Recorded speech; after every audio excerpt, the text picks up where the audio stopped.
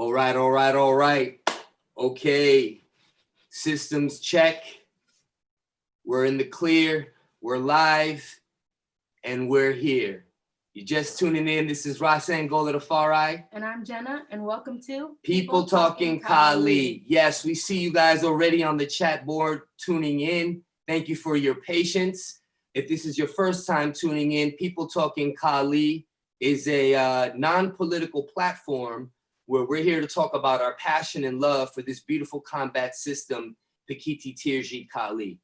All camps are invited, and we're here to just share in our journey and in our experience. And if you're not in the Pekiti Tirsia Tactical community, this is, we still welcome you, and this is a great way to learn more about what we do and why we do what we do. With us here tonight, very, very, very honored and special guest, okay? We know we say that for every guest because every guest is very special. However, Tuhon Jared has helped our particular group grow in many ways, shapes, and forms. We're gonna talk about that later.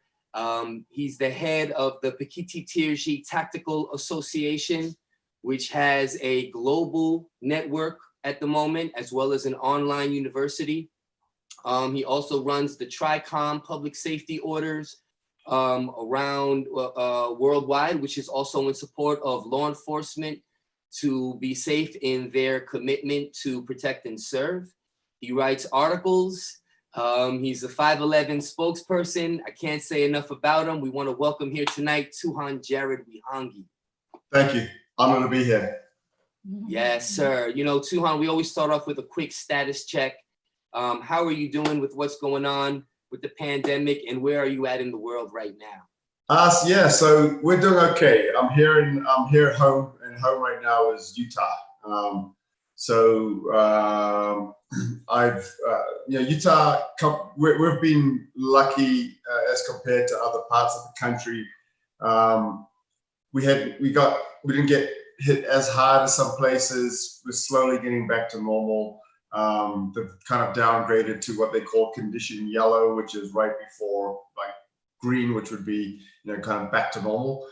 So we've been blessed for sure. I haven't been traveling. Normally I'm traveling all the time, but there's been some good things that have come of that. One of them is this time home with my family, and the other things is time to focus on some of the online training platforms that kind of bring Pekiti Tirsia to people that don't have the opportunity to train with an instructor based on where they might be in the world, and happens to complement this whole quarantine situation where people are looking for training opportunities at home too. So in some ways it's kind of hit me hard from I guess you could say business standpoint. Other ways it's been a blessing. So wow, that's great to hear. That everybody's awesome. Safe at least. Yeah.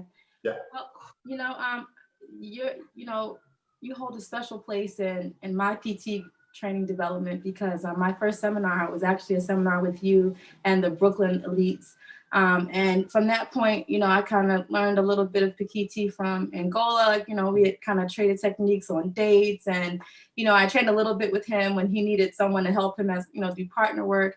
But I had just had our now 7-year-old, and, I wasn't training as much, and, I seen him train with the elites and I kind of sat out. But my first, I guess real elongated training session was at that seminar, and it definitely got me hooked. I was hooked. I was like, this is awesome. I never saw it in this way. I'm like, every time he would do it, I'm like, well, everyone has a learning curve. You don't really understand, and when you do, you're like, oh wow, this is awesome. So I really appreciate getting that spark. So what was just a quick addition to that? It was also Father's Day, I believe that weekend. Yeah. And that's how once again, that's our commitment to training. And what was beautiful about that is that's when Jenna, at first she was doing it for me, and it was after that experience that she said, you know what, I want to do this for myself. I want to figure this out. I want to figure it out some more. And and that was my only way to spend Father's Day with Angola. So thank you for that. Thank you so much. But what was your spark? How did your journey in PTK begin? It was kind of I guess you could say, things just kind of came together, fate, I guess you could say. But my journey started with in the other Filipino martial arts before I came to Pekiti Tirsia. So my Filipino martial arts journey really started in 1994 when I lived in the Philippines. I was there for 2 years, and after that I came back to the States, but I had kind of built this passion to learn the Filipino martial arts, and I started off with training with a branch of the Total family, the Grandmaster Nina Total and his son Junior. And really, I had kind of jumped around a few different Filipino martial arts, and that what they were teaching was different, and in a good way, and I liked it, and so it really piqued my interest. And then in the early 2000s, when GrandTuhon started coming back to do seminars in the US, I had the opportunity to meet him. I knew of him through the circle of people I started training with, and when I met GrandTuhon, I realized there was his personality, his knowledge base, it really attracted me, and that's when I fully delved into Pekiti Tirsia. And again, it's related to what I was doing before that, but at the same time different. Wow. Yeah, wow, that's a wonderful, wonderful journey to experience training with the Total family. How was that? It was great. I mean, I started training with them in Manila. That's where I met them in Las Piñas, which is a kind of a suburb of Metro Manila, and where I met Junior Total, and it was great. I mean, it was tough training, and it was a lot of something that's very common within Pekiti Tirsia. I got a lot of body mechanics drilled into me, and live blade training, and so it was pretty hardcore. But there was a strong focus on fundamentals, and that's one of the things I liked is I was getting to learn more of the application of the art, but also how to build I guess you could say, attributes, the athleticism that complements techniques to help them to work, the timing, the speed, the power, precision, accuracy, all those things. Yeah. You know, those early days, when we say early days, relatively to everyone's early days with the GrandTuhon, we hear often his training methodology is often unique to the individual that he's training. Yes. What would you say, was there anything particular about your training with him that you would feel was remarkable or different, or were you just going through the same rigorous? No, you're absolutely right. He teaches to the individual and molds the art to that individual, and it took me a while to realize that, but I think that's why you'll get so many, unfortunately, so many opposing opinions within the art, because one person was taught a way and another person was taught a different way, and they both are right, but sometimes it might seem contradictory, or there might be some conflict. It's the same art, it's just GrandTuhon's ability to teach to the individual that might seem like it's different, but it's really him trying to bring out particular skills, enhance particular attributes, or even cater to the interests or the strengths of a particular student. And he might spend a lot of time, for example, teaching knife stuff to one area, or one instructor go somewhere else and spend a lot of time more with the pangamot or something of that nature. So he's got this innate ability to really train to the individual, and which again I think is what has made him such a legend and a master instructor. Right. Folks, if you're just tuning in, we are here with our honored guest, Tuhon Jared, who is in Utah, and his resume is just so vast. His experience training is just so vast. We're going to check in with a couple of our viewers.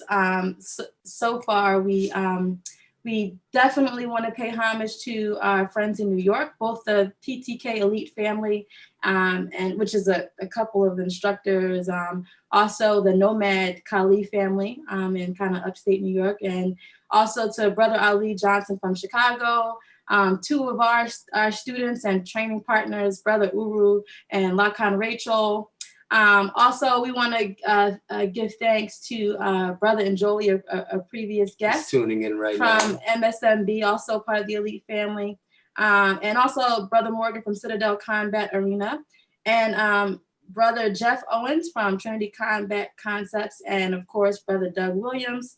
And thank you all so much for joining. Thank you. Oh yeah, you know, Kali Doug is on here. Alvin, I believe, is also tuning in. Met him at your TRICOM program. So we want to thank everybody for tuning in, and we like to do that too, Hunter, just to let you know who's part of the conversation.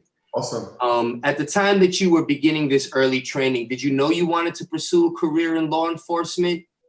And yeah, so yes, so I'm sorry, my screen's kind of freezing up here, so if I can, there you go. So yeah, my goals were always kind of growing up. I had academic interests, but then I had, my, I guess, martial interests. And I knew I was going to go into law enforcement or into the military kind of growing up. And as I got older, I gravitated more towards law enforcement. And I trained martial arts I passionately because I just loved it. And I knew that going into law enforcement, it would be an asset to me, when I would have to deal with use of force situations. That was my goal within the martial arts. Kind of becoming an instructor just kind of happened as different things happened in life that molded my path. I kind of decided to go into being a trainer and an instructor.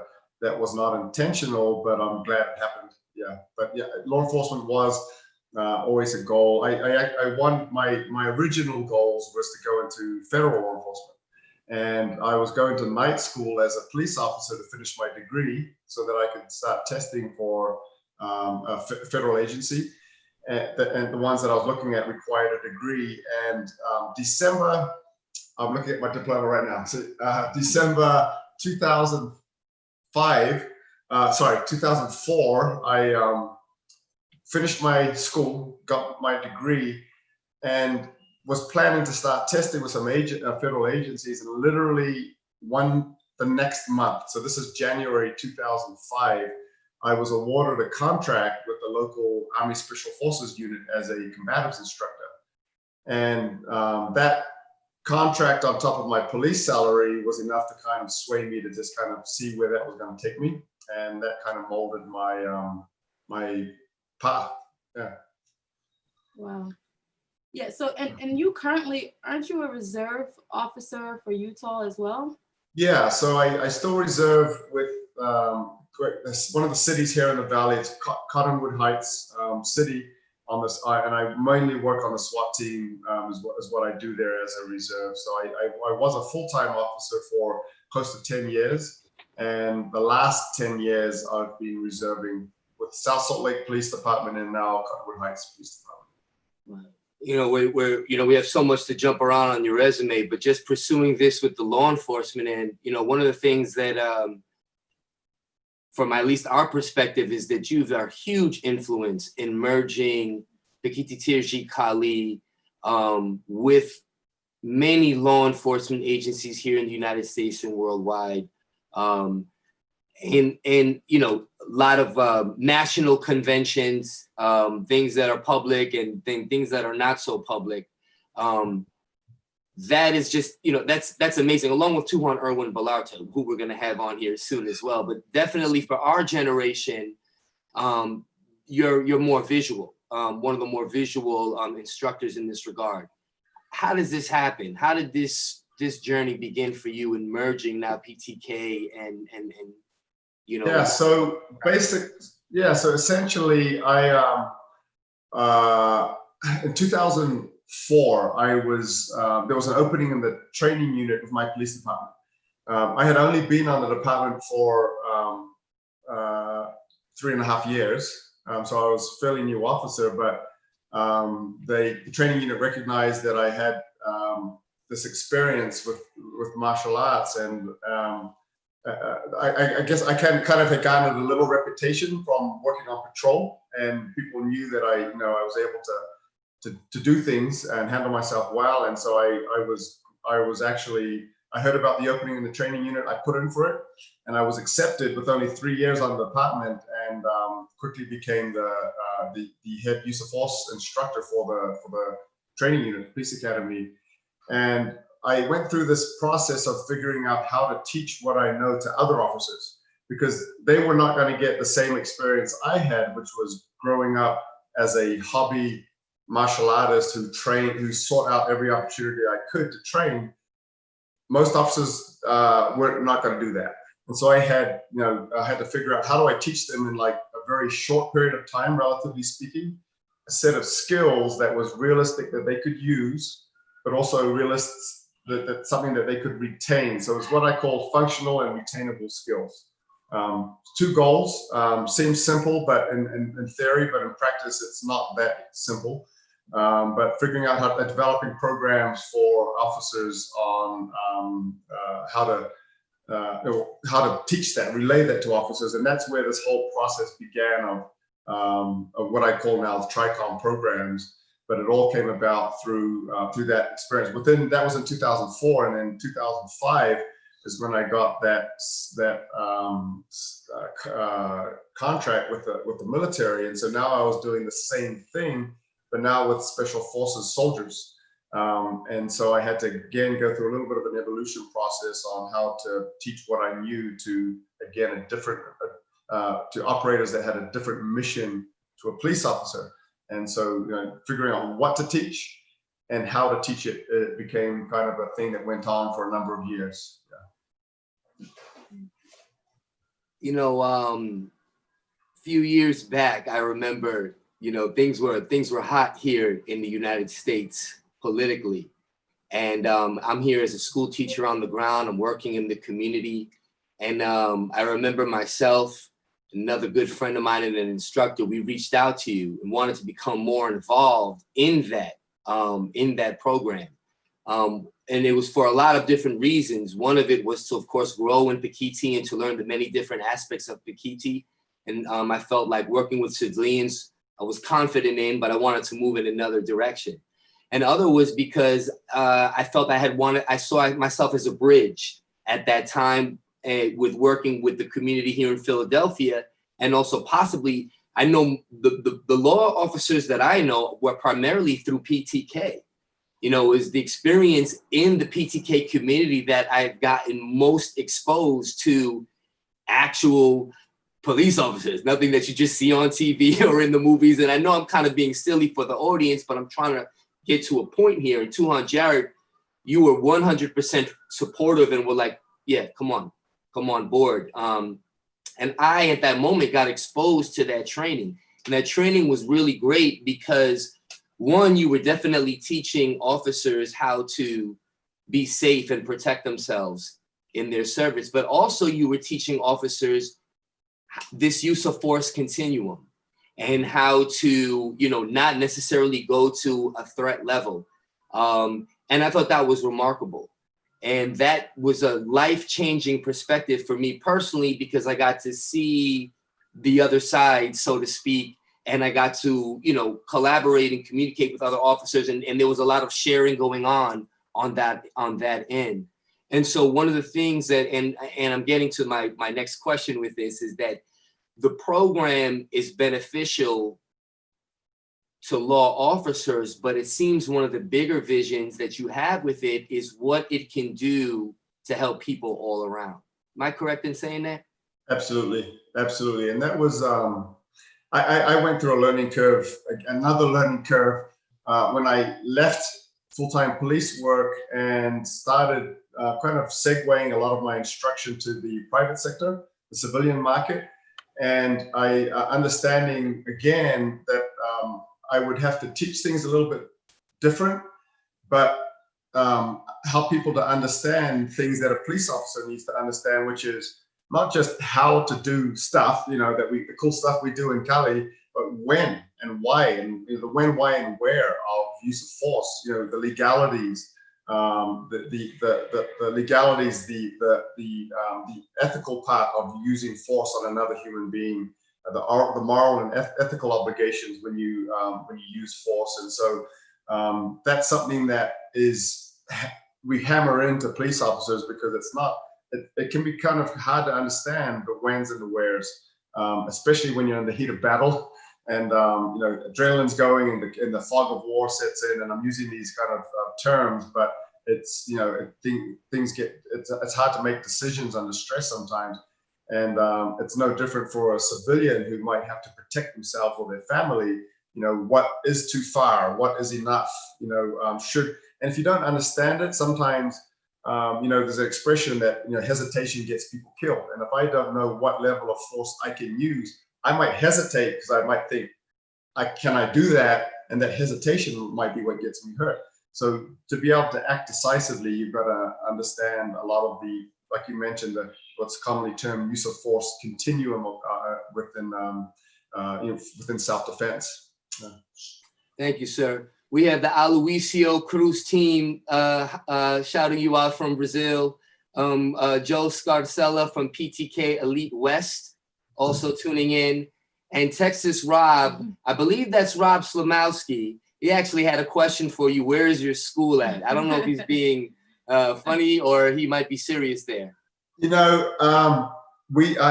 funny you ask, because during this whole pandemic, and I've been home, and not traveling every 2 weeks, we're actually setting up a home base here in Utah, in Salt Lake City. So I'll still continue my travels and my seminars, but we want to be able to kind of create some kind of a predictable schedule for people that want to travel here to get into training, rather than figuring out where I'm going to be in the world. Where's Waldo? We want to have kind of we do once a year here in Utah a conference, but we want to provide more of those opportunities here in Salt Lake City.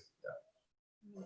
And that's great to know. I believe he said he's in Maryland at the moment, so hopefully you're safe, Rob, and everything is good with you.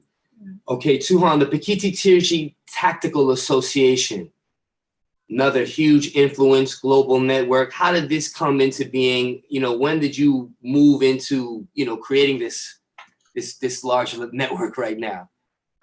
Totally just organic. It just kind of happened. Backstory on it. Back when I started training with GrandTuhon in the early 2000s, and this is, I usually put the date because it wasn't a day we said, hey, this is the organization date of the Pekiti Tirsia Tactical Association. It just kind of started as something and grew. But around 2002 is when this whole concept started. And GrandTuhon kind of, he likes to give his instructors a charter, and my charter at the time was law enforcement and military. And we created this tactical association, that hence the name. And for a while, to be honest with you, our training was just police and military. I wasn't teaching to outside of those circles. And but as I started doing seminars, and my first international seminar was in 2006 in Germany, and I was there at the invite of police instructors, and they would always say, hey, during the weekend, can you stay and do a seminar for my civilian students? And that's when I started to realize that, there's a much bigger need for what I was teaching than just for police officers and soldiers. And so we started opening that up, and it just started, like I said, to grow organically to a much broader market than just, people in uniform. But and it was a good thing, because we've got we still maintain the same spirit of what we're trying to do, but spreading it to more people that can use that type of training. And we got a fun group, because it grew organically. The spirit within the PTTA is a very positive, fun, good energy. We do our best to avoid any of the politics. We invite everyone to come and train and just learn, create a healthy learning environment. Yeah, that's great to hear. They have a huge influence, and we want to talk a little bit more about it specifically, a little bit more down the line. quickly, Tuhon Jack Latour just tuned in. He's going to be in and out of the conversation, but he's on board as well. Awesome. Some quick Pekiti talk, Tuhon. Yeah. You know, moving into we got your history and your foundation a little bit. Okay, I have one question, but would you like to? Sure, I'll go. Okay, yeah. Yes. I've been talking a lot. I have my question, of course, but let me let the queen, I see her here, okay? Did I see a little kick under the table there? She kicked me under the table, guys. Did you guys? I always didn't. I have a really good lower nudge. So you have the PTTA, you have the online PTK University, and then you're pulled all around the world to teach military and law enforcement. Sounds really hectic. Francis, I think, MNG Francis said, where in the world is Tuhon Jared? Almost like compared to Carmen Sandiego.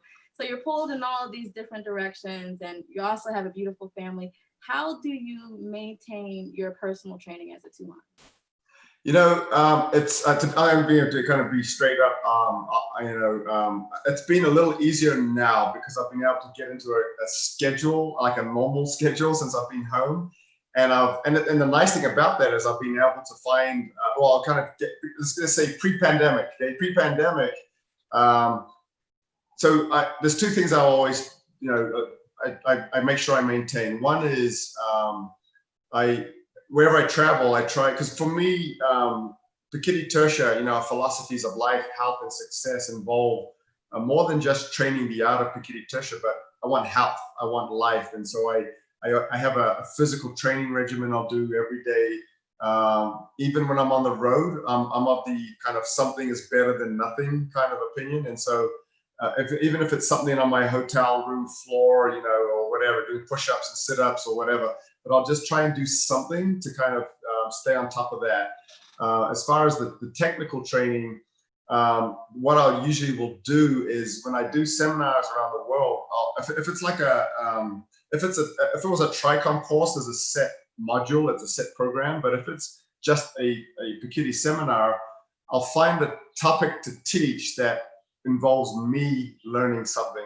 Okay, so people that know me know that I don't like to do the same seminar in the same location. I might do the same one in a different location, but I try not to repeat the same material, which keeps me growing because it forces me to think, about things I've learned, to review my notes over the years, and get ready for that seminar. I am actually reviewing material and then training and demonstrating with one of the instructors at the seminar. Gives me the opportunity to kind of get involved with it.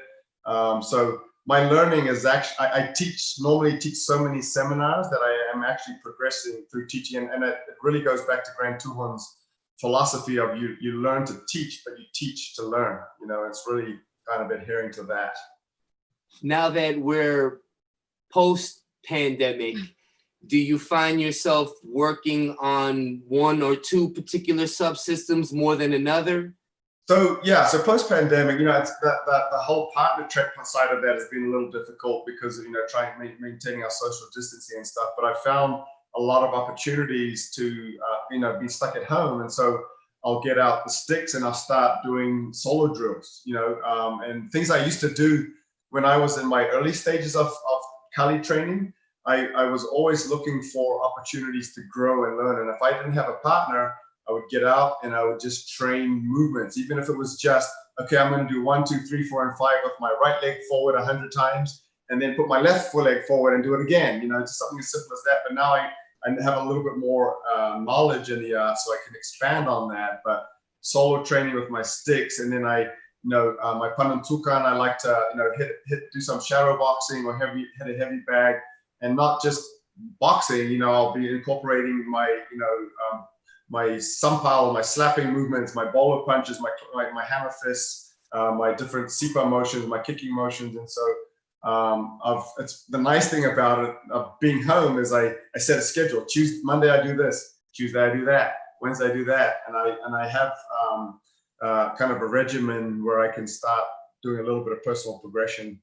So yeah, just kind of always doing a little, a lot. To quote my friend Chad Lyman, training a little, a lot. So That's There right. you go. There you go. You know, some of us, I'm just talking for myself, I guess. I mean, I can't wait for this to end, but I know that I'm going to be a little sad because of all the time and things I've been able to do under this, you know, under the condition, like personal training and getting to work on things.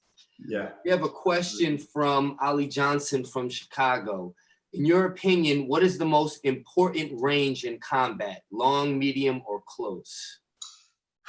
You know, it's a tough one to say which is the most important, because our philosophy within Pekiti Tirsia is to create damage from the outside so that you can enter safer, you know, because when you get into the closer ranges, it is more dangerous. It's more dangerous to deal with the threat the closer you get to it. Your reaction time is diminished. You know, there's a direct correlation between distance and reaction time. The closer you are, the less reaction time you have. And it's harder, you know, so it's a more dangerous range. You need to be able to effectively create the opening or injure someone, you know, to put it that way, from the outside to be able to enter into the inside. Having said that, for most self-defense type situations, in my opinion, that closer range is going to be one that if I was to choose one of the two, that's the range that I would focus more on, because it is that more dangerous range, and a lot of self-defense situations evolve quickly into those closer ranges. So if I was to choose one, I would say those closer ranges, but I would never neglect your skill from the outer ranges also. Yeah. Yes, sir. I know when I first began Pekiti, I would often hear, or I should say I first got more in the community, I would hear, stay out of the medium range, stay out of the medium range. And it's like yes and no, you know what I mean? Could you elaborate? Yeah. Could you elaborate on that? Thank you. Yeah, sir. sure. So medium range is a range where so let's put it this way: action versus reaction. Medium range is a range that's harder to. I like to keep things simple. I'm very simple-minded. Okay, so when it comes to close range weapon-based fighting, my goal that I teach people is take your opponent's weapon out of the fight, keep your weapon in the fight. And whoever can accomplish that first is going to potentially have the upper hand, and it might be just for 1 second, but that's long enough. I can do some damage with a blade in 1 second or with a stick. So it's hard to take your opponent's weapon out of the fight at medium range, okay? Because it's hard to control their weapon, especially if you're talking about blades. The closer you get, it's easier to control limbs, you know, control the weapon-bearing limb than it is from medium range. And so medium range is a transitional range. You know, outside ranges, I've got more movement, I've got more reaction time. I have to transition through medium range to get to close range, but it's not a range I want to dwell at. It's going to be harder to accomplish that goal of taking their weapon out of the fight and keeping your weapon in the fight. Yes, sir. We love this Pekiti talk. Yes. You know. Yeah. We have another question from Brother and Jolie, MNG and Jolie, and he says, with so many groups around the world, what are some of the things that you do in order to maintain the quality, integrity, and practice, particularly with the groups that you may not see as often? Yeah, no, there's a few things. You know, one of the things that in recent years I've had the luxury of doing is trying to get those groups to have other instructors come in and maintain, because you know that quality control.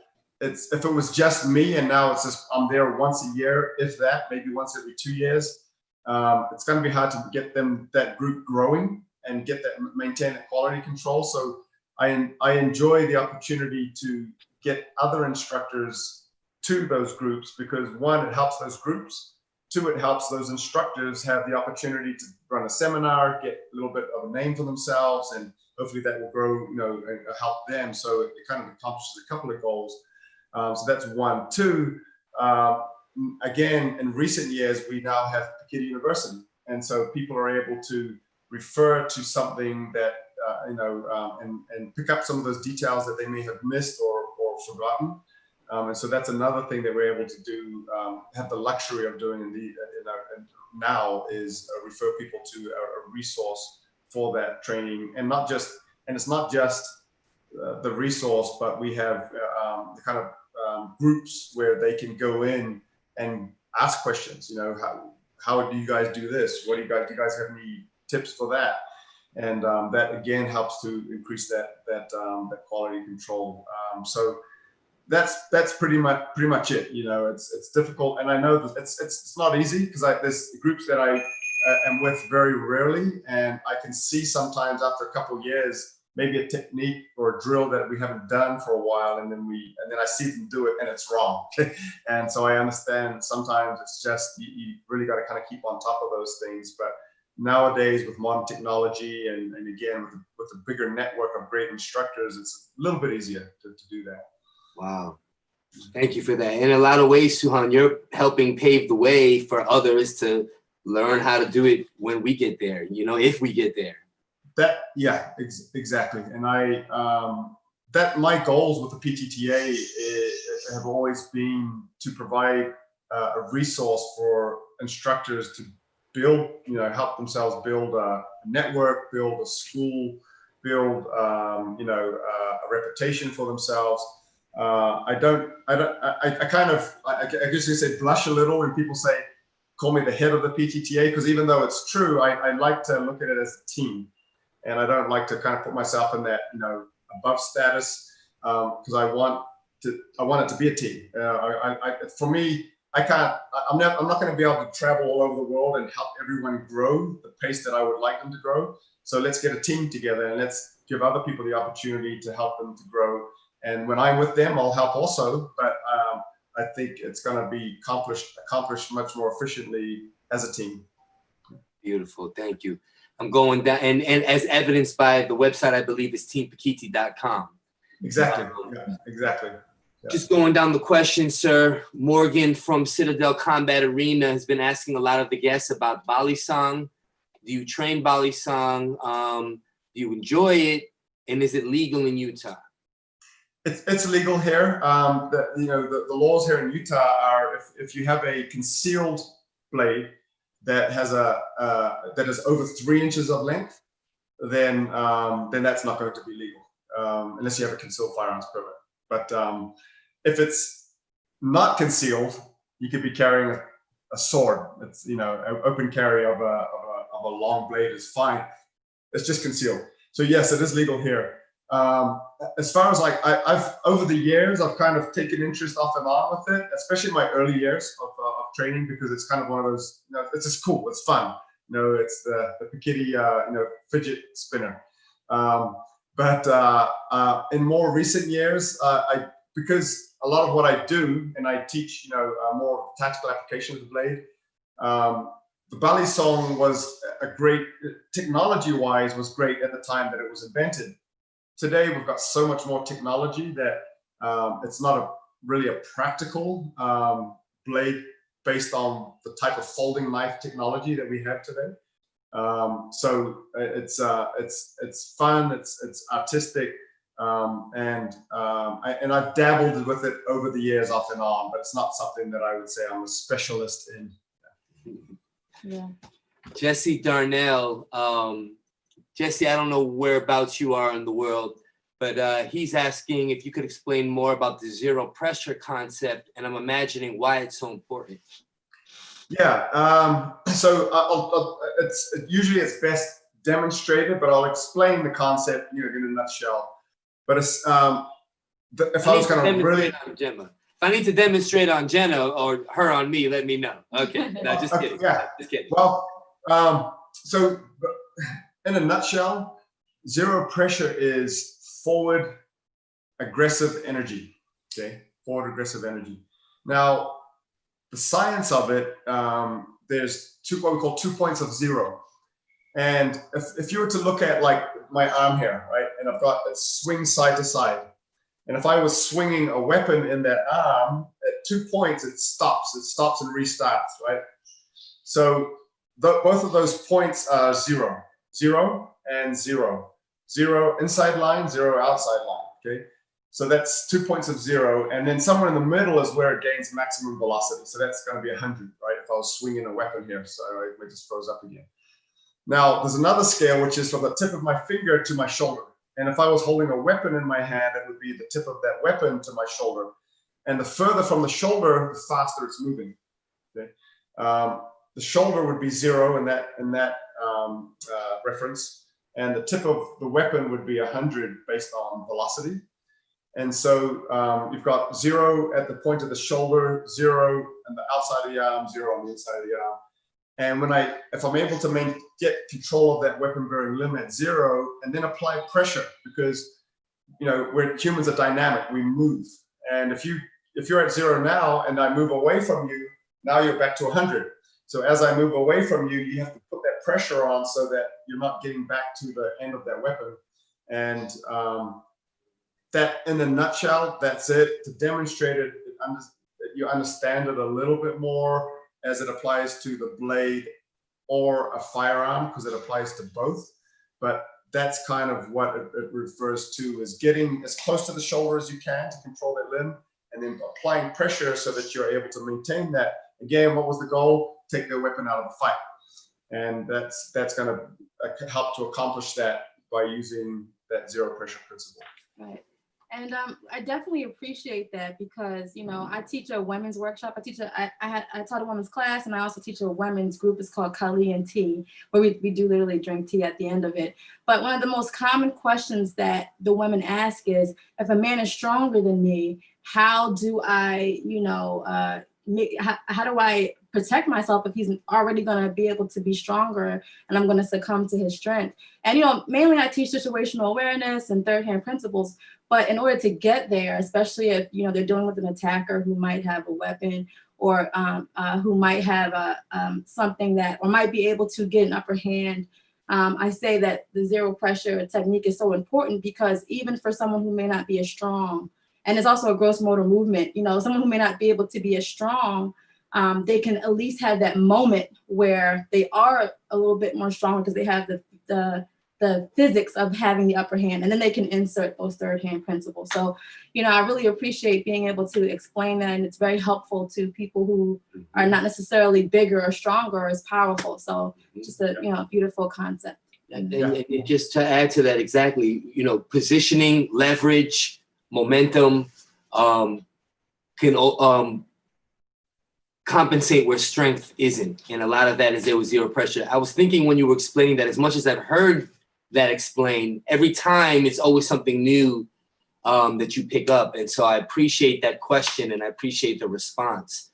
That guy, that's his name, that guy, he's asking if you can go into more detail about your blade method transference to firearm use. I remember seeing you had formulated a specific focus that integrates knife tactics and PTK method and movement.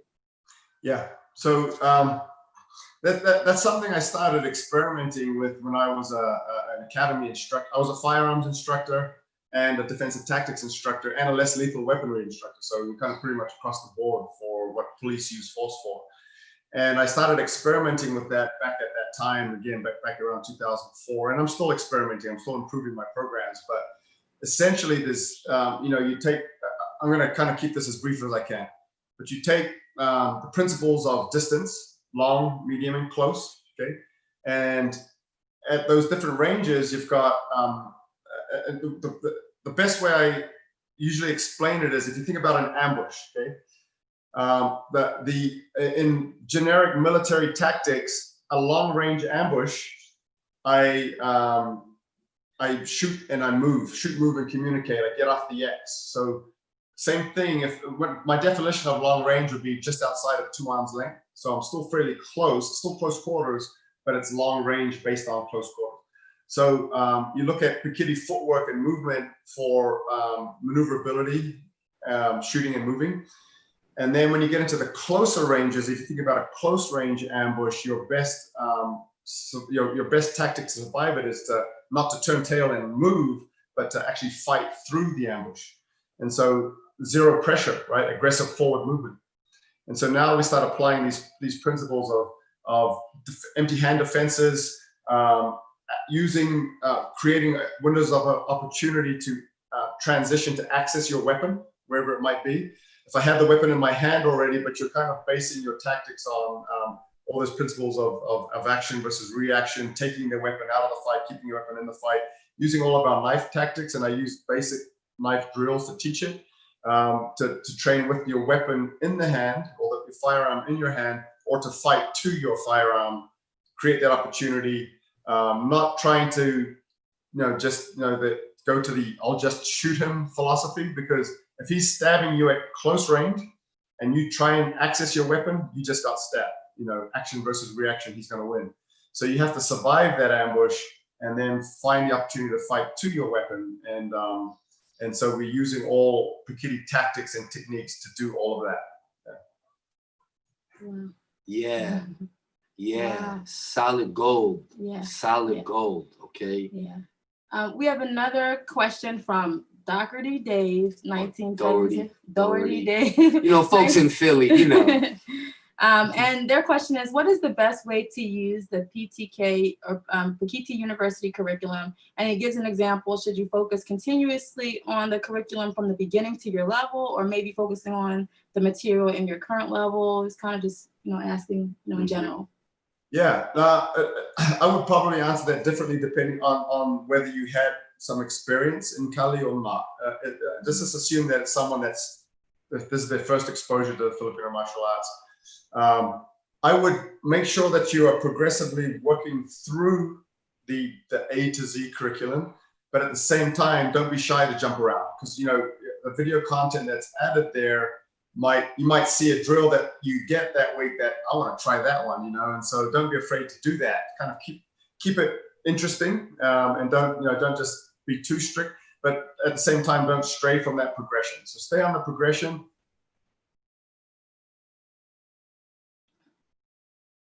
Did we lose you, Tuhon?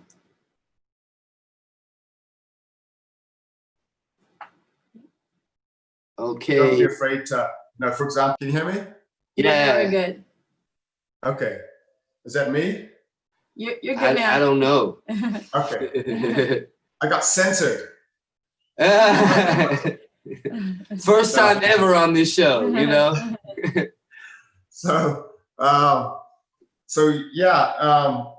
just make sure you're working through the curriculum, but don't be afraid to jump around. Don't be afraid to jump around and keep it interesting. Experiment, say you're learning a knife technique, explore how would I do that with a stick? How would I do that with my empty hand? And make that a training session. So don't be afraid to jump around with it, but make sure that you are progressively moving through the material. Before we get to the other questions, while we're on the subject of the online university, I know when it was coming out, I remember hearing here and there criticism about this. Now the pandemic is hit, everybody's online.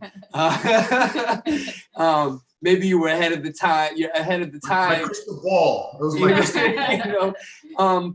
But just how did you get that idea? It's an awesome. I can't even just, if you have never been to the online university or accessed it, it's probably the best concept around an online training you're going to get. But maybe you obviously talk more about it, Tuhon.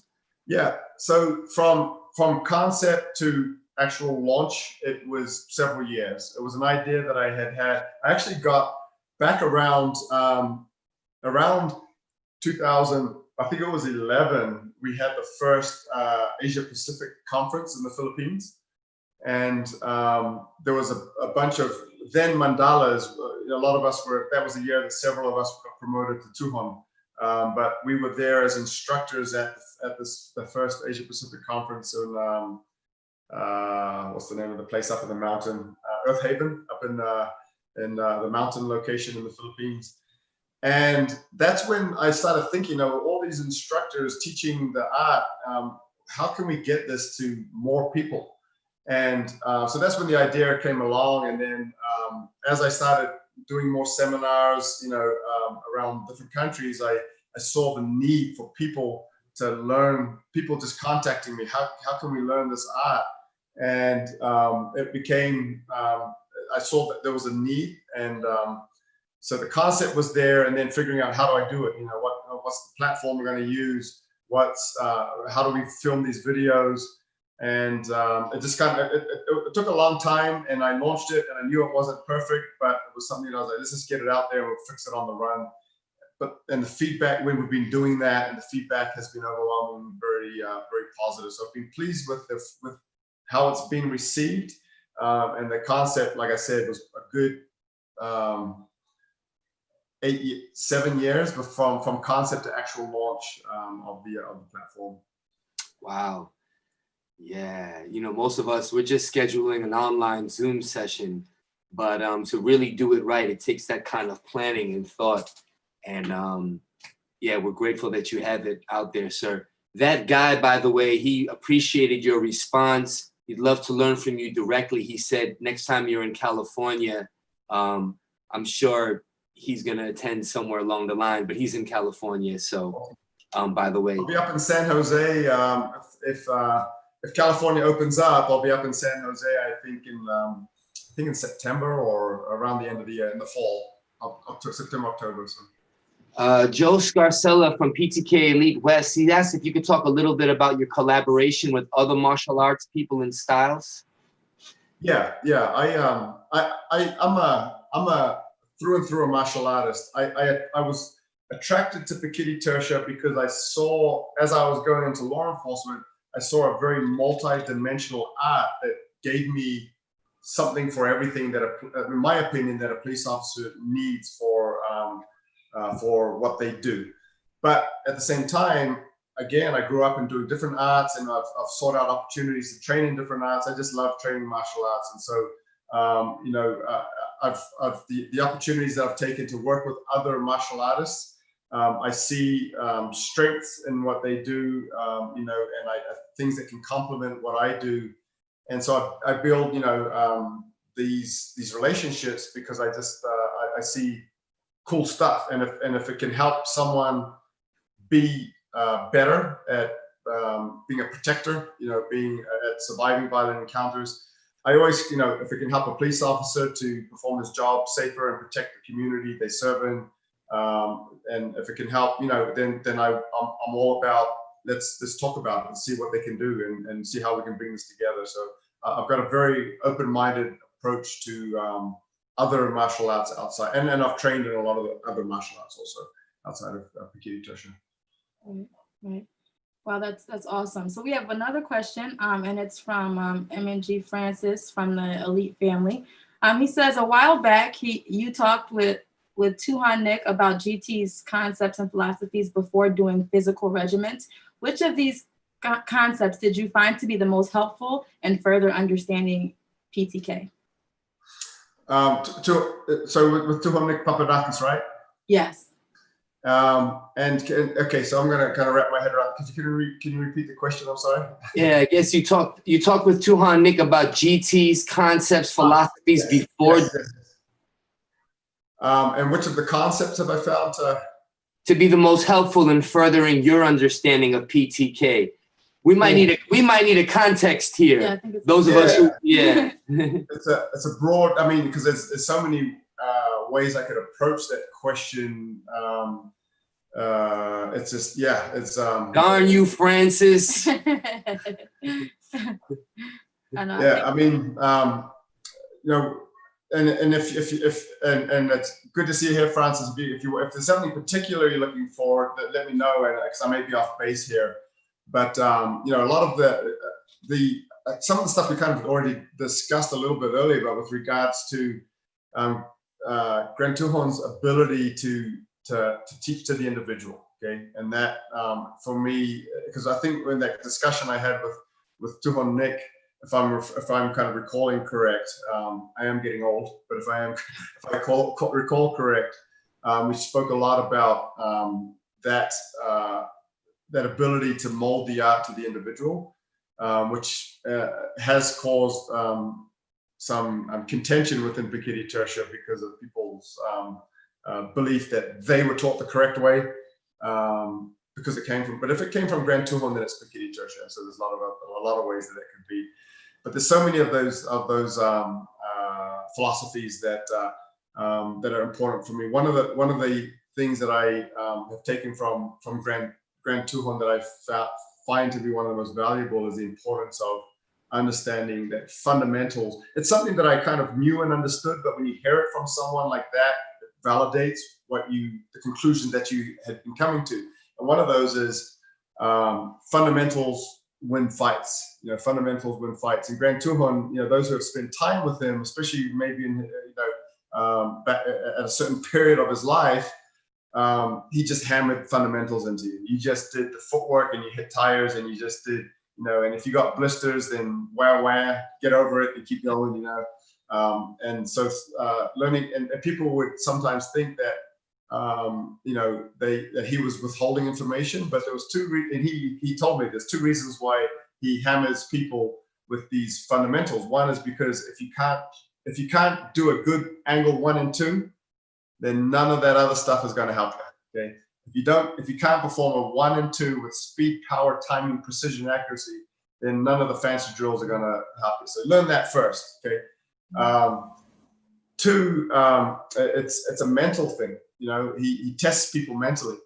If they can stick through this vigorous training, then I'll take them on as a student. And so that was something that he at one point of his life was a big believer in. 2 is testing people's mental resolve to see if they were the type of student that was going to be worthy of his tutelage. M&G Francis, thank you for asking that question. We need these tough questions. And Tuhon just, M&G just responded. He was asking about bridging different subsystems, but ultimately he was looking for your biggest takeaway, which is what it sounded like you kind of provided right there. Yeah. Joe De Alcanzo is asking, do you think that there can be a bigger emphasis on knife instead of stick in FMA from a practical perspective, because knives are easier to carry? Yeah, so I'll give you my take on that.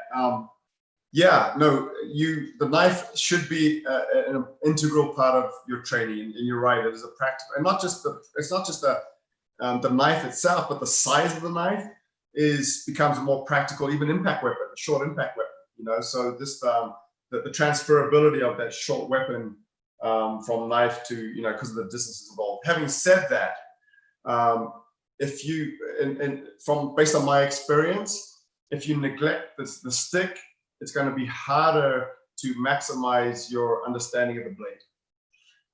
And the reason why I say that is because when you're training with the stick and the manipulation of that longer weapon, the nuances of movement are more apparent than with a short weapon. Just small movements of a chop versus a cut, for example. It's harder to picture that with a short training tool, but with a stick, a cut versus a chop, it's easier to see. And so those nuances of the wrist and the movement are more pronounced with the stick.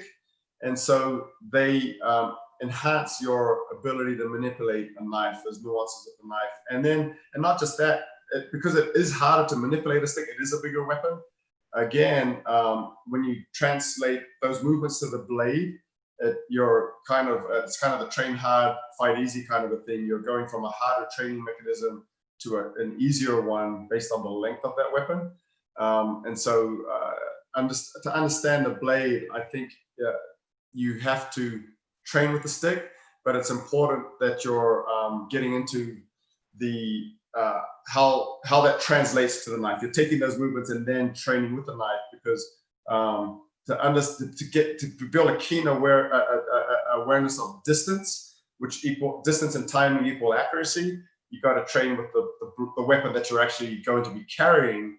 But again, those nuances of the stick really enhance your ability to use a blade. All right. Beautiful answer. Yeah. Yes. That guy, and I think we're safe people. That guy, it's nice to know your name. But that guy also asked, on the note of solo practice, would there be one area of focus that's most fruitful for someone doing so for self-defense? For instance, footwork patterns and striking patterns might be more advantageous, or is it better to spread your focus? Solo training, because of one of the best things you can do with solo training is, well, there's a number of things you can do, but as far as, because you can build, again, come back to attributes. You can look at speed and power enhancement. And so if I was going to focus on speed and power, I might, for example, stack some tires or hang a tire and get some power strokes in. You want to do just the angles without hitting something so that you're getting the movements of follow through, okay? But then you want to actually hit something because the feeling of hitting the air and hitting a solid object is different. And so you need to be doing both. You could be doing things like that. Personally, I like to coordinate foot movement with whatever you're doing with the stick or your knife angles, because you can enhance your coordination on your own by doing combining your footwork and your weapon manipulation. So I find a lot of value in those things. And again, one of the best things if you're training on your own is to enhance your body mechanics for power and speed. Also, that's something that you don't need a partner to do that. Right. We just got a confirmation that guy is a brother named Andrew. Thank you so much for telling us who you are. I just said, don't say that. That's a great answer though, Tuhon. Thank you so much for that, by the way. More questions for you, sir. Sorry, I got lost in the scroll here. Okay, yeah.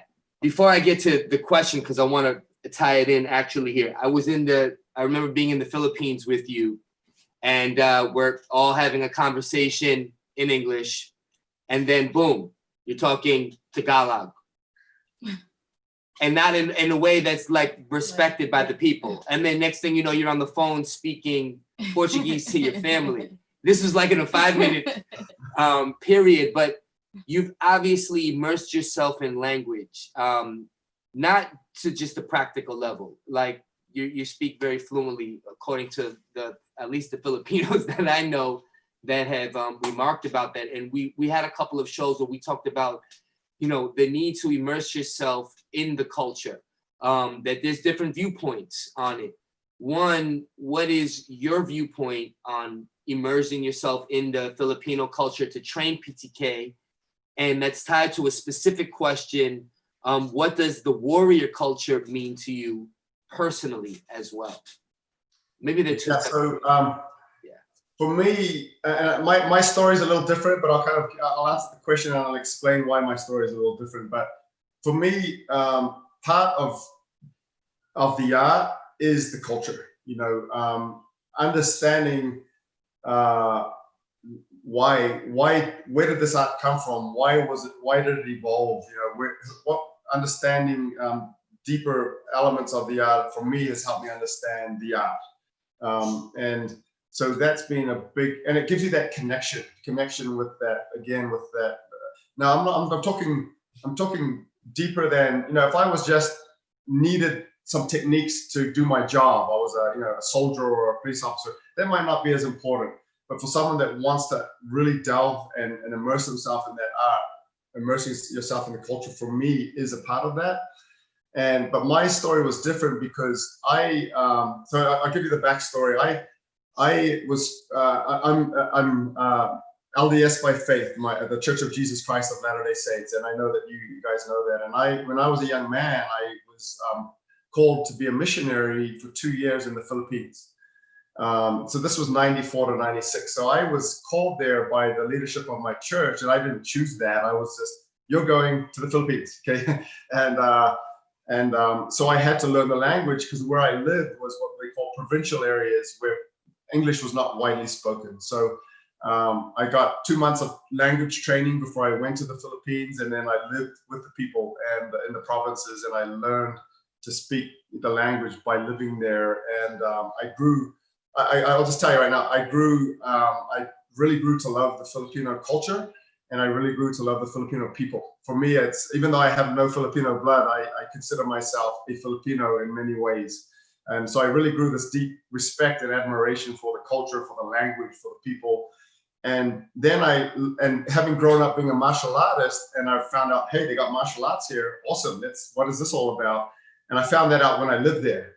And so it was kind of a reverse thing. I got immersed in the culture before I started getting into the art. That's one of the things that drew me to the art, is it allowed me to connect more with the culture.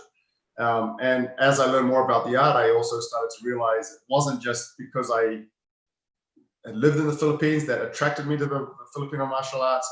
It was the fact that they're so effective and efficient, and I saw it being essential to the job I was looking to go into. So, yeah. That's awesome. So do you think other instructors should take some step towards learning more of the Filipino culture? If they're I do. Yeah, I do. I think it's important to, if you really want to really delve into the art, then learn more about the culture, learn more about the history, learn more, and if you have the opportunity, even learn more about the language, because it helps to understand a lot of the art, a lot of the terminologies in the language. And I feel that's a huge advantage I have in understanding a lot of the art, is the fact that I learned the language. And so, yeah, absolutely, take an interest in the culture, and it will help you to appreciate the art more. Thank you, sir. Part 2 of the question was also on the subject of culture. What does the warrior culture of Pekiti Tirsia mean to you specifically? And maybe you could talk a little bit about your own warrior culture, because we've been fortunate to hear you speak about it, and maybe those who haven't will get to hear a little bit also. Yeah, so the warrior culture for me, and I'll start with like my personal background. On my father's side, I am from, I grew up in New Zealand, where my father is from, and I'm a Maori, from the Maori people. And my tribe is Ngapuhi, is on my paternal grandfather's side, which is one of the warrior tribes amongst a warrior people. And so, so I've got this kind of I grew up in this culture, knowing a lot, and then as I grew, learning more about who, and a lot of people know there are many warrior elements to our culture. People recognize the haka, the war dance. And because of, you see a lot on social media in recent years, but our national rugby team performs it before the games and stuff, and it intrigues people. But it's true. It's not just the haka. Our culture revolved around warfare, pre and post European contact for a while, and so. And I feel a deep connection with that. And so that's been, for me, has been a part of pursuing the warrior arts and the warrior, kind of the warrior way of life, as being that heritage. Yeah, within the Pekiti Tirsia, it's the same thing. In fact, I remember when GrandTuhon first started teaching me, and I would show him videos of the haka being performed, and he loved it. He's like, oh, I love that. I've got video of him actually kind of pretending to do the haka. And in fact, one of our conferences in the Philippines back around 2005, he had me teach everyone the haka, at the conference there, and we did it every morning. We trained it every morning before training. But I think, again, when you get back to the culture of the Philippines and Pekiti Tirsia and the Filipino martial arts, the Philippines has been through a turbulent history of colonization, and not just colonization, but multiple intertribal warfare, and wars being fought on their soil by other world powers and all this stuff. And so it's been an integral part of the culture for a long time. It's evolved through that, and even today, people say, the Filipino martial arts, you start with weapons, and if you live in the Philippines in the provincial areas like I did, you see that people carry blades. They use them in most parts of the country. It's part of your daily life. You use it in the bukit, the fields. You cut sugar cane, you cut rice, you use it, work in the fields. Or if you're in certain areas that it might be a cultural thing, you carry a blade as part of your tribal culture. And when people get mad at each other, blades come out. So, and often people die. It's a reality of life in the provincial areas of the Philippines, and so that blade culture has stayed until this day. Yeah.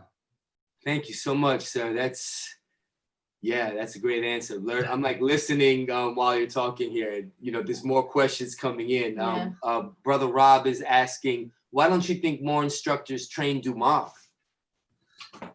Well, I guess I would say part of that is maybe limited opportunity in that, you know, finding someone that's able to teach it.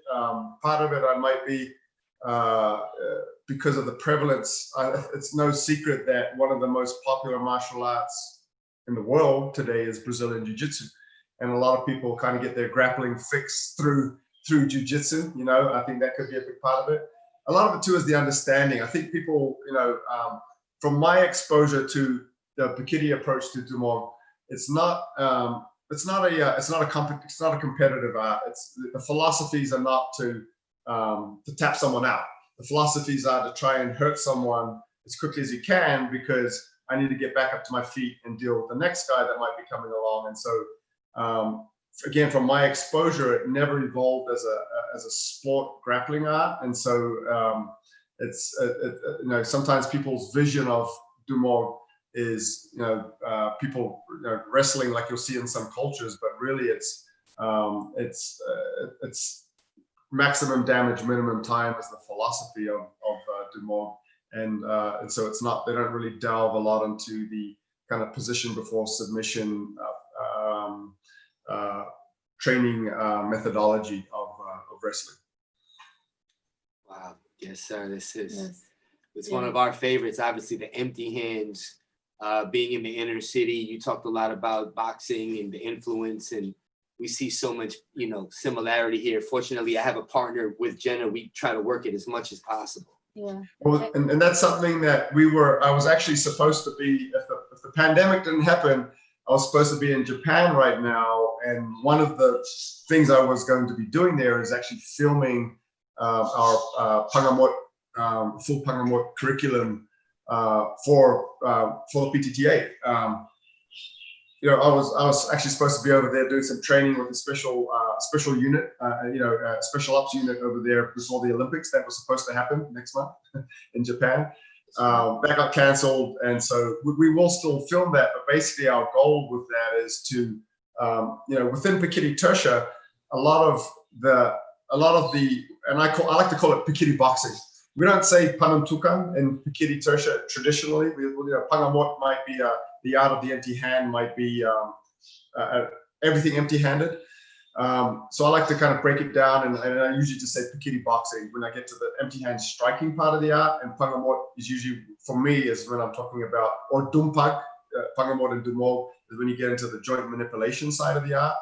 But a lot of times when we train that in Pekiti Tirsia, it might be, okay, this is the empty hand application of this technique or drill, but not often is it brought together in a full kind of a, let's just focus on the empty hand for a little bit. And I see oftentimes within Pekiti Tirsia, because we have so many subsystems, that a lot of people love the sticks and the knives, and they don't train the empty hand side of the art, in my opinion, enough, some people. And so I want to create a format for people to enhance their empty hand ability, because it's there, it's in Pekiti Tirsia. It's just a matter of whether you train it or not. And some people don't train it enough, and so I want to kind of create a format for people to put a little bit of focus on their empty hand stuff, so that they don't neglect it, you know, and also being able to bring it all together. And not, okay, you got that empty hand application there, and you got this empty, kind of bring it together in some kind of structure. That would be great.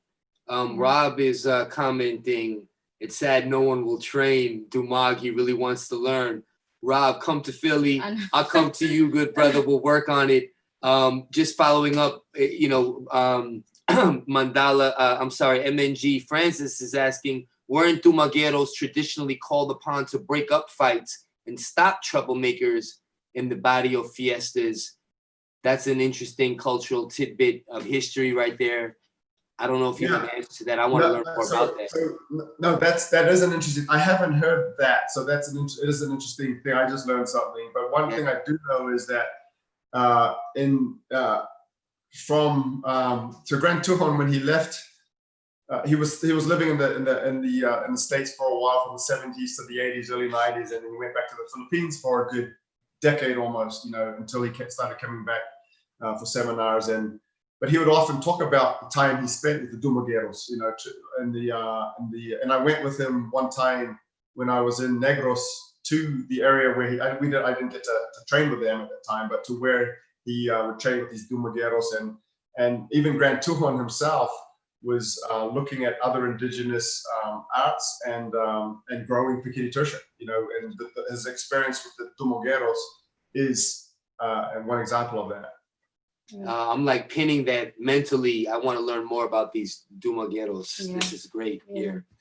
Joe Scarcella asks, have you ever been in a live incident where you had to default to your PTK skills? Yeah. Yes. And I was an officer, you know, but no, multiple times, and you know, even so, in various levels of force. Okay, because as a police officer, you go what we could say hands-on. You go hands-on with someone often, but it's not always a knockdown, drag-out fight. It may be someone that's just giving a little bit of resistance, or maybe someone that's actually assaulting you. So in various ways, shapes, and forms, the answer to that is yes, and even to include use of expandable baton, you know, in the capacity of a police officer. Right. Yeah. I knew it was gonna come up somewhere along the line, sir. What's your EDC carry? Morgan is asking, do you have a particular preference? Your everyday carry? Or do you have anything on you? Like at this moment, my EDC, it's a little smaller than what I usually carry, but it's this right here. Yeah. So I'm trying to be more discreet today, so I carry the small blade. No, yeah. So actually, the next room, I'm not going to go over there again unless you want me to. But the next room from where I am now, I've got my safe. I've got small kids at home, so when I come home, I throw everything in a little safe, my EDC, so that my kids don't get into it. And then I've got my stuff around the house, such as this, that I can access to. This is actually a display from my office here. But so yeah, my EDC blade, it depends, you know, on the clothing that I'm wearing, because some things fit better, right? And then it depends where I'm going. Can I take a firearm? My EDC firearm is a Glock 43, and my EDC knife oftentimes is, I've got a couple. You know, I've got a Vanquish, which is not available anymore, in one room, and then in the kitchen I've got a Mako from Bustin Alley. I've got my Manaya push dagger, but usually where I carry that is appendix. And when I'm home here in Utah, I carry a firearm appendix. So if I'm traveling, I use that a lot more. If I can't carry a firearm, carry in the same location. So that's usually my EDC is usually that. I've got a couple of my Browning Wihongi blades that I have in various places too. So if I happen to forget to grab something and I've got something in the car, I can put it in my pocket. I've got stuff everywhere. So yes, sir. Yes, sir. I've actually got I'm gonna grab it here. You know, we can't help ourselves, us PTK people. All right, so this is more show and tell. This is not EDC, but this is a 300-year-old wakizashi from Japan. So yeah, it's definitely not an EDC, but you got me showing blades and stuff now, so I had to grab that off of the. So pardon my ignorance. What's a wakizashi? Wakizashi, it's one of the shorter samurai swords. So this long one is this. I'm not gonna. The Japanese historians are gonna say, well, in a nutshell, you've got the katana and the wakizashi, which is the more renowned, longer and shorter blades. It gets deeper than that, but it's a shorter of the two common samurai type swords. Listen, they can save that for people talking katanas. You know what I'm saying? Thank you. I just needed to give me the summary. It's the shorter version of the katana. Thank you, sir. And apparently it can be your EDC, because in Utah you can carry long blades as long as they're not concealed. That's crazy. You can, and you're absolutely right. You can carry well, they changed one of the. I was gonna say you could carry a rifle on your back, but someone actually did that in a shopping mall a few years ago and ruined it. So now, if you do have a rifle, it's got to be in a case if you're carrying it around. So yeah. Wow.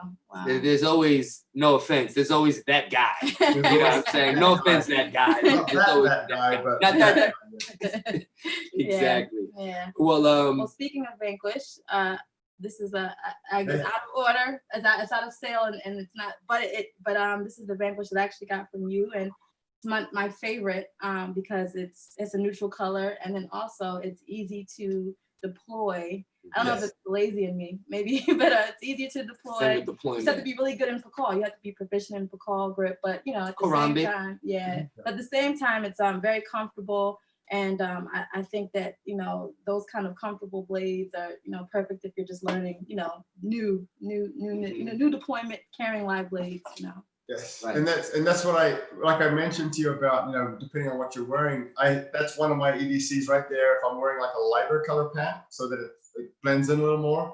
If I'm wearing a darker pant, I use the black one, and that way it's not, you know, kind of standing out. So I accessorize a little, you know, when my EDC. You know, last week I was on here. I showed this Boker Kulabis, actually that I got from Ray, from Survival, but. The EDC I brought on today, again, working with you, Tuhon Jared, the Hardcore Hardware, Australia. Yes. This is the go-to. Strap it on appendix as you guys get the easy grip here for deployment. Highly recommended. Hardcore Hardware Australia. Okay, so just on that note, two things. One, later this year, there will be a version of the Vanquish, a similar blade to the Vanquish. Coming out, two of them actually, one from Fox Italy and one from DEFCON 5, which is a subsidiary of Fox Italy. And then the Hardcore Hardware blade that you just showed, they rebranded as half-breed blades. Wow. And I'm doing a collaboration with them. So there'll be a different version of that also coming out later on. Yeah.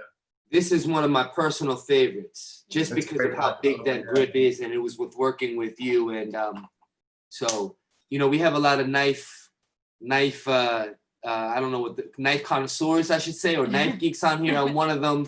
And so that's always a standard question that's on the show. Tuhon, any other upcoming projects or things that you want to share with us that we could look forward to? You said you got this collaboration with Half-Breed Blades.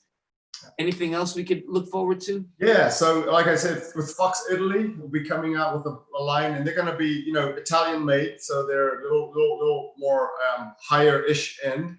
DEFCON 5, which is their subsidiary, which is a lower end, meaning a more the same price as the Vanquish. So something for every budget, you know. And then Half-Breed Blades, obviously, I've got that collaboration. A couple other things, you know, that might be of interest. One is hopefully this week, maybe next week, we'll be launching another platform, which is TRICOMtraining.com, where we'll start providing some of the TRICOM modules and material.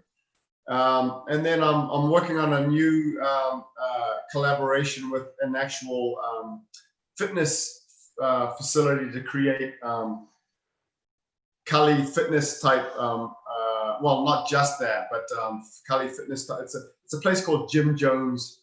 They're really well known in certain circles, and we're working on some fitness programs for people that train Kali and other arts also. So a couple of projects I'm working on at the moment. You're worldwide, sir. You know, it's amazing. You know, you have a lot of energy. It's a blessing. When are we going to train again in Forksville, Pennsylvania? That's actually a question on the floor. That was a great training that year. So out there with Rob. That was an excellent the name of the place out there. Yeah. Yeah, you know, I'd love to. That was a great. It was great, and Rob's a great guy. I got to get back in. I haven't messaged him for a little while, so I got to get back in touch with him too. But yeah, no, I'll be. I'm trying to think. I'll be out next time I'm out east. We'll be in I'll be over in Hampton, Virginia again with Rashad. I think we've got that scheduled for September or October.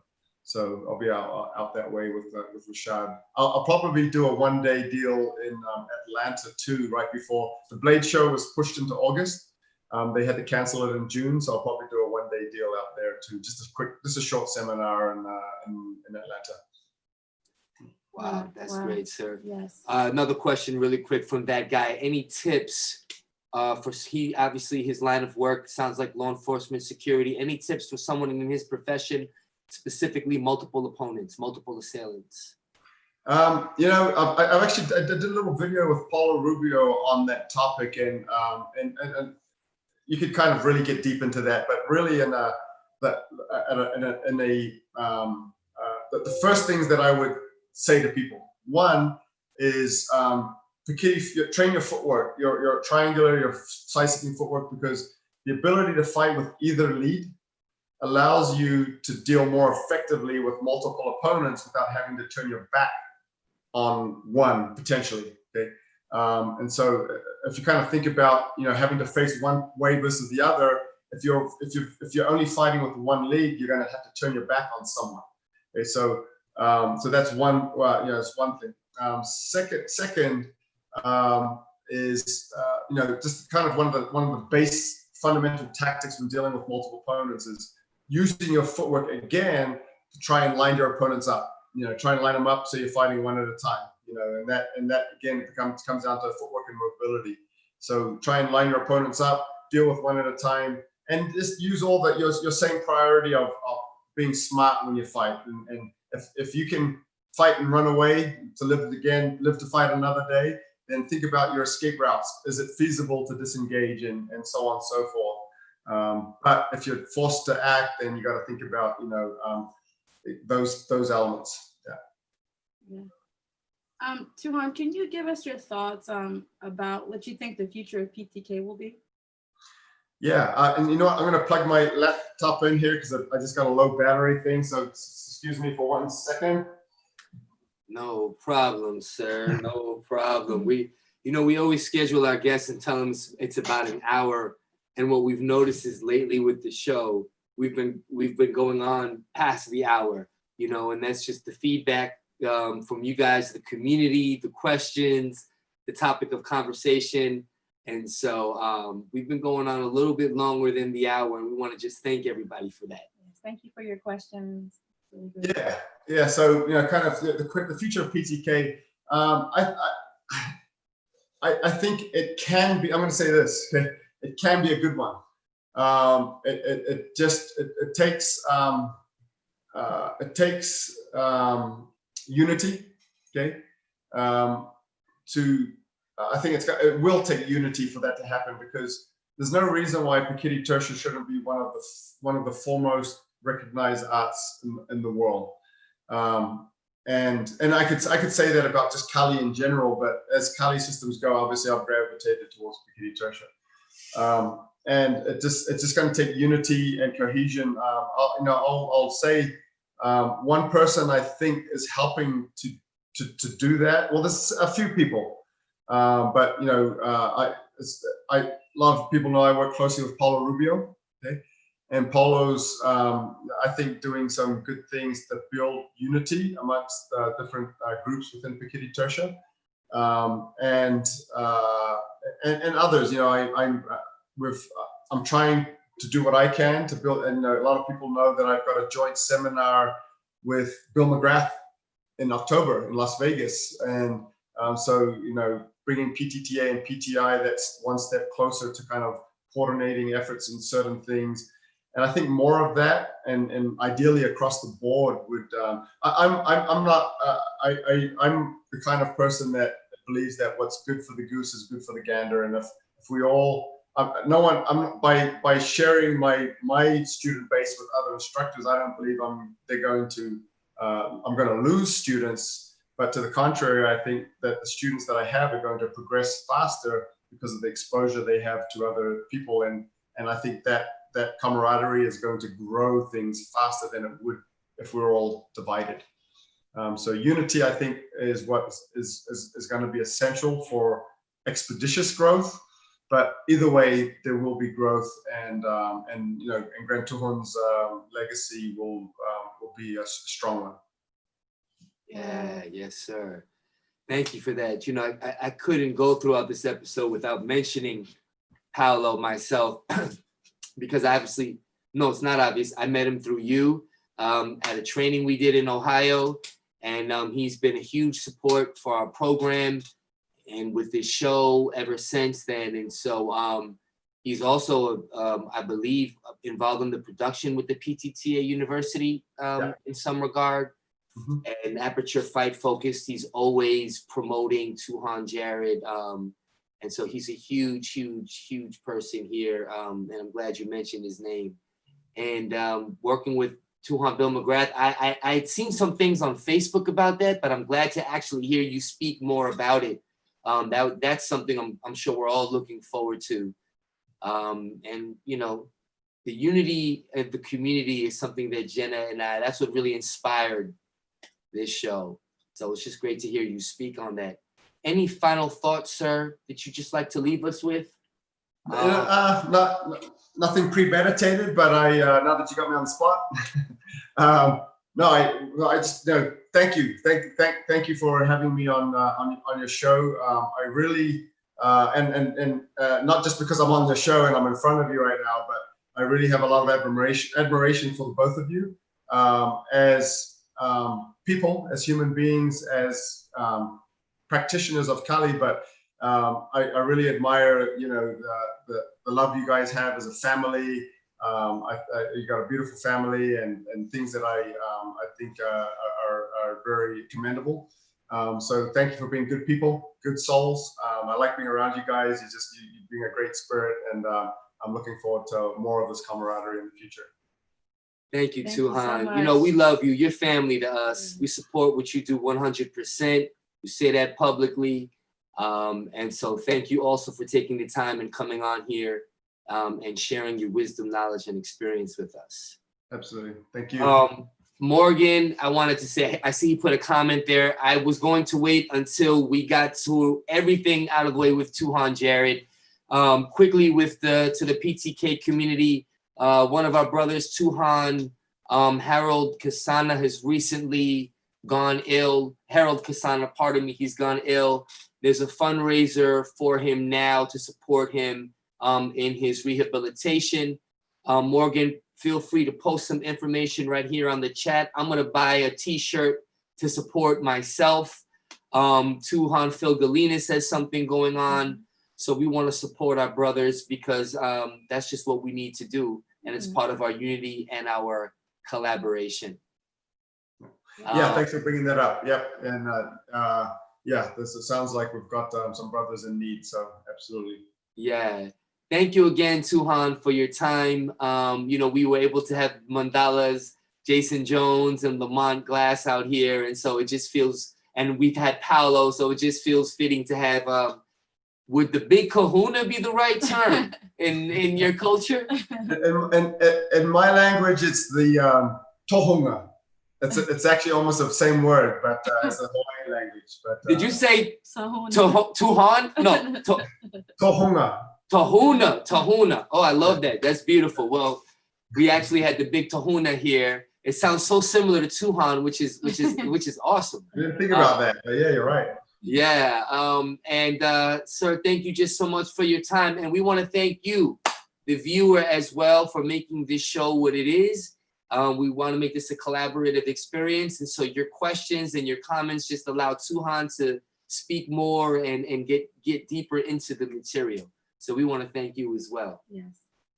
So with that being said, loyalty, wisdom, respect. Life, health, and success. And we'll see you all next week. Stay safe, everyone. All right.